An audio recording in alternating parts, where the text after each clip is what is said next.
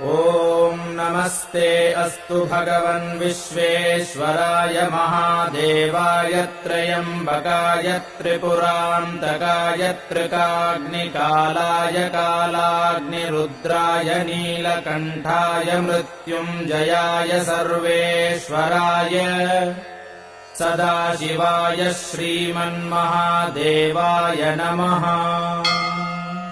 ॐ श्रीगुरवे नमः। ॐ गणपतये नमः। ॐ श्रीशिवाय नमः। ॐ स्थिराय नमः।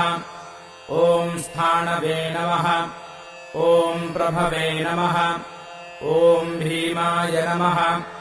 ॐ प्रवराय नमः। ॐ वरदाय नमः। ॐ वराय नमः। ॐ सर्वात्मने नमः। ॐ सर्वविख्याताय नमः। ॐ सर्वस्मै नमः। ॐ सर्वकराय नमः। ॐ भवाय नमः। ॐ जटिने नमः। ॐ चर्मिणे नमः। ॐ शिखण्डिने नमः।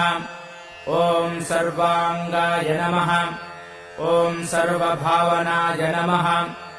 ॐ हराय नमः। ॐ हरिणाक्षाय